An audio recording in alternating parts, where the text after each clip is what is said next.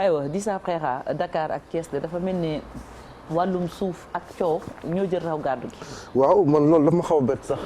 Fati parce que coowlu suuf bu ñu koy dégg yëpp jàppoon naa ne peut-être que ci dëkk kaw yi amoon na ay jafe-jafe yoo xam ne xëy na jéggi na dayoo mais dañu li nga xam ne mooy cartographie des conflits des litiges fonciers et conflits communautaires bi nga xam ne moom la ministère de l'intérieur génn li mu wane mooy Dakar quand même moo jël raw gàdd gi teg ci Thiès teg ci Sédhiou Ziguinchor Fatick ak Kaolack door a ñëw donc mu nekk mbir moo xam ne daf ma xaw a bett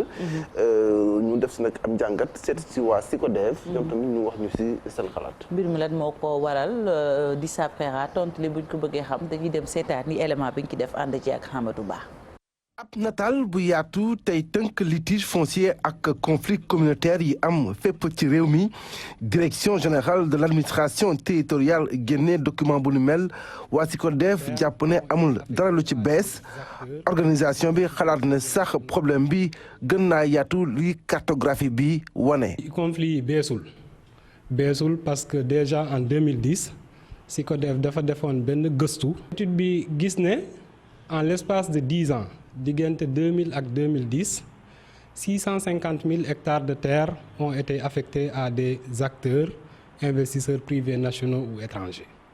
650 000 hectares loolu mu ngi représenter presque 16% des terres arables. te mun nañ wax ne tamit déjà cartographie bi nekkul lu exhaustif am nañ ay conflits fonciers yu gën a bëri cartographie bu ministère bi génn nii.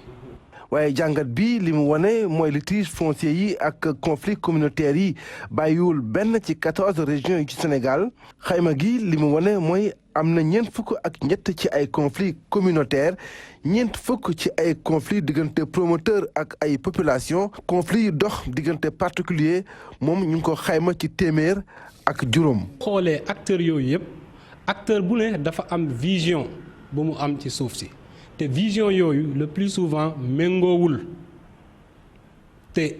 ñàkk méngoo boobu mooy indi le plus souvent ay tensions yoo xamante ne dinañ jur ay conflits. conflit yi juddoo ci wàllu suuf bari na fi ci réewum taax rawatina ci réew kaw yi li koy jur nag bari na bokk na ci ñàkk sàmmoon teg loi bi ci wàllu suuf waaye tamit askan wi moom seen suuf léeg-léeg kenn du leen boole ci processus bi. nit ñi tamit. loi bi mi ngi nii mais nit ñi duñu ko respecté parce que loi bi lu mu wax ci wàllu suuf nit ñi suñ ko respecté woon xëy na peut-être conflit yi duñuy bëree nii. bi fixé condition yi ñuy joxe suuf waaye bi ëpp solo mooy fexe ba kenn dootul am titre foncier ci suuf suñuy bay muy terre agricole yi. aywa ñu jaajëfal bu baax Dissa Préra ci élément bu am solo bi mu def Cheikh Tidiane Chérif Médoune moo yegg si dañuy wax ci kaw di wax ci suuf. Dissa xam nga ni man ñii laa bëgg. fi mu nekk nii problème bi nuñ koy régler moo jaaxal ñëpp ñu yaakaar ni nag quand même initiative bu mel nii ñuy njott ni. solution la justement moo tax ñu koy laaj sax lan mooy intérêt cartographie bi la. wax nga ko Diaw jërëjëf initiative bu mel nii solution la solution sax xëy na teel na mais mun nañu wax ne que tableau de bord la pour autorités yi au moins ñu xam fan ak fan moo am litige foncier ak lan mooy nature litige foncier bi parce que boo seetloo bu baax coow li ci wàllu suuf. bari na dégg nga ay ndendóor yi dégg nga bu yàggul mbuurkat bi nga xam ne toj nañ seen ay kër yàgg di nga dégg côté Matam également mu am ay jafe-jafe di nga dégg yàggul ndengaleer am na ay jafe-jafe donc day génn fu nekk ba nga xam ne que bu yàggee te mu ëllëg xelu askan wi wala sax ñi nga xam ne ñoom ñooy autorités yi seen bopp du ñu xam fan ak fan la ak lan mooy ampleur problème bi donc document bu mel nii je pense que c'est déjà bon même su fekkee organisation de la société civile jàpp nañ ne que document bi c'est pas exhaustif jàpp nañ ne que am na yeneen yu des yoo xam ne xëy na bokkagul wala dugaluñu ko ci document bi mais ce qui est important ak document bi mel ni mooy au moins tey nañu am tableau de bord nañu am visibilité ci lan mooy litige foncier yi fan la am lan mooy nature litige foncier yi nga xam ne c'est en instance de résolution ak yi nga xam ne amaguñu ay solution pour résoudre problème bi donc je pense que loolu c'est déjà quelque chose de bien parce que mosuñu ko am boobu ba léegi litige foncier yàgg na fi bëri na lu ñu koy wax et comme je disais sànq man sax dafa ma bett bu ma gisee ne que litige foncier yi li ci ëpp mu ngi diggante Dakar peut-être ak Thiès man jàppoon naa ne peut-être que avant ci région yi ngay dégg ay Ndingler ay Diamniadio ay yooyu yëpp donc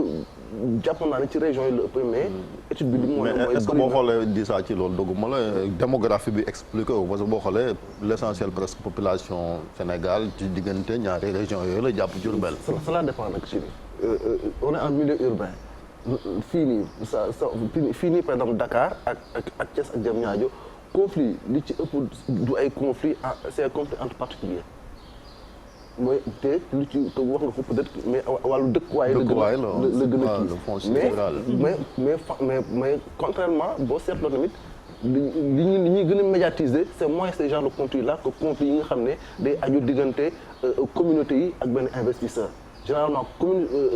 conflit yi nga xam ne day am diggante communauté yi ak souvent yenn investisseurs yi souvent moom la ñuy gën a médiatiser que conflit yi nga xam ne moo nekk entre particuliers or que conflit yi nekk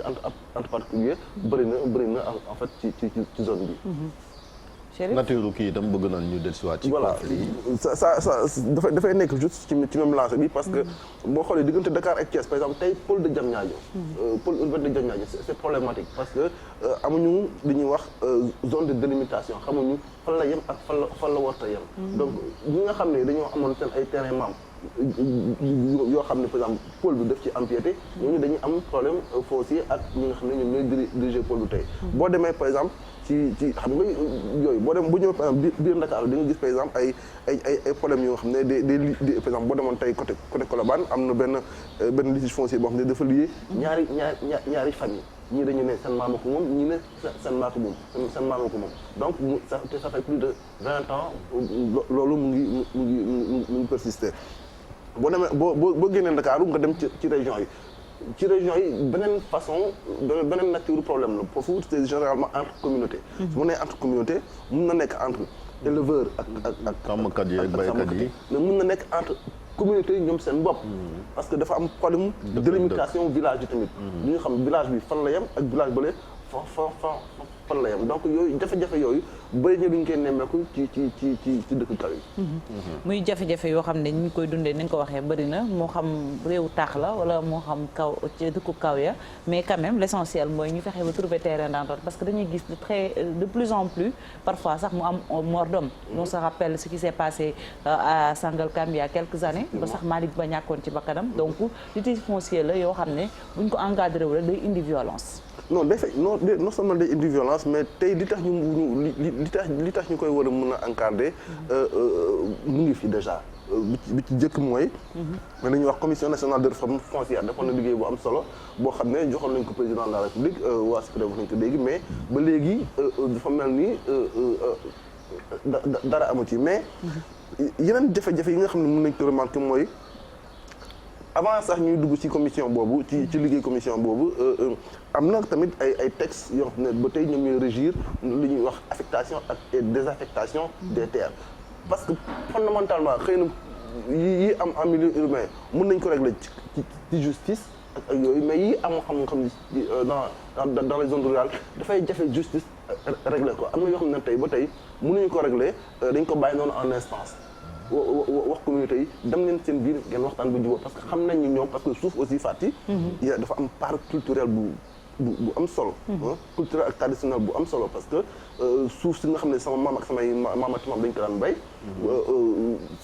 su ko as nit naree ñëw jël samay loxo dafa am neneen nu muy demee donc dafa am loolu donc y a aussi li ñuy wax méconnaissance des textes yi parce que souvent maire dëkk yi souvent du ñu xam textes yi fondamentalement lan la wax ci affectation ak désaffectation ci wàllu suuf donc yooyu yëpp tey war nañ ci waxtaan ñu fexe également parce que kii wax na ko waa si côté wax nañ ko je m'appelle moom quand même waa ENDA ils ont beaucoup parlé de ça maire Mariam Sow que en milieu rural il faut que ñuy associer et que ñu jox la bonne information ñi nga xam ne ñoom ñooy communauté yi c'est-à-dire que tey bu fekkee dafa am benn investisseur tey bu ñëw bëgg jël seen suuf bëgg si investir mais ñu boole leen ci processus bi wax leen mbir mi nan lay demee. est-ce que dañ koy jaay est-ce que bàyyi la est-ce que dañ koy loué est-ce que mais du ñu bàyyi mbir mi ba mu dem ba ne këtt na joon waa ji fay li muy xaalisam ñëw tax commencé def ay travaux population bi jóg c'est or que benn wala ñaari nit ñëw jaar ci ginnaaw def la ñuy def jaay comme ci noonu sax moo taxoon ci président de la république ci conférence de presse bi mu doon def 31 décembre désormais léegi maanaam bu fekkee ne titre foncier yi dootul joxe amatul titre foncier ci terre agricole te loolu avancé da ko annoncé quoi daf ko annoncé avancé bu am importance la parce que quand même aujourd'hui les terres agricoles subissent une pression énorme tey du Sénégalais kese ñoo bëgg a béy gis nga am na yeneen nationalité yoo xam ne dañuy jóge ci seen réew ñëw fii jël ay suuf pour béy si parce que on va pas faire de la pub mais gis nañ ci yu ngand yu voilà gis nañ ci yu ngand voilà ñu taxaw man sax man situation boobu sax bon garaaw na beneen problème la mais man bi ma gën a def problème mooy bi nga xamee ni ñun ñoo koy dund directement mooy par exemple nga ñëw benn waay jël benn parcelle jaay ko ñetti nit ñu bokkul ay genre litige yooyu dafay jafe nga ñëw ñu jaay la benn terrain nga tabax ko dem ba ci biir juróomi at fukki at ci keneen ñëw ni man maa ko moom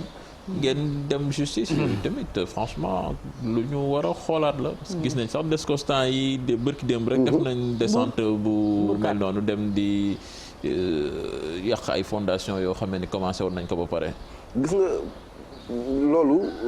par exemple avant décision bi Chérif di wax nii ci wàllu ñàkk joxe li ñuy wax titre foncier ci terres agricoles yi le 16 septembre bi président signé woon na benn décret buy wane que bu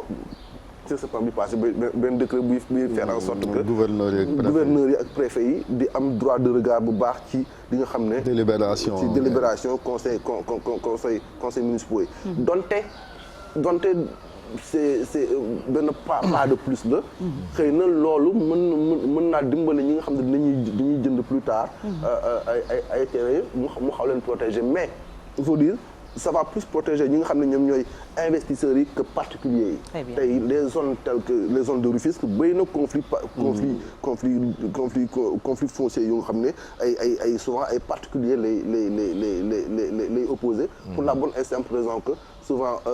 maire bi moo lay jaay jox la juste acte de vente te nit ñi dañuy fàttali ne que acte de vente kese nekkul kayitu kër. foofu laa bëggoon sax ñëw mais xam naa prochainement di sax dañu ko defal gëstu parce que jar na taxaw laaj. différence délibéré. bàyyi titre foncier. parce que ku nekk xam ne titre foncier TF lañ ko gën a xam. te mais pour nga am titre foncier ci yenn zone yi yombul. dañ naa la délibéré la bàyyi la léeg-léeg mu indi ay jafe-jafe ngay def ci sax koppar ba pare. et tu te rends compte au final que li nga jënd nekkul lu wóor donc xam naa dañ lay bàyyi nga gëstul ñu loolu. defal ñu beneen dossier bu am solo. di saa li nga indi amatina solo laay wax sax ñu lay jaajëfal bu baax a baax environnement merewu la suuf itam merewu la mais tey moom respecté woon te da ngaa dem bu la mais benn la rek bu la mi ngi ci waax yi yaa ñu tàmmaloon wert bi waaw mooy couleur bu naat bu baax bi merci beaucoup di sa frère moom la ñu àndaloon ci agroécologie mu indi tey nag ni ngeen ko xamee lu jëm ci wàllum litige dina ñëwaat ci beneen yoon incha allah ci yeneen ponk yu ci mel ni mu ko waxee titre foncier ak bàyyi ak délibération ni ñu koy waxee bu ñu jugee ci agroécologie dañuy dem ci wàllum wér-gu-yaram tey nag dañuy dem foofu ca dëkku Chérif muy Jolof fekki fa Modou Moustapha Ndiaye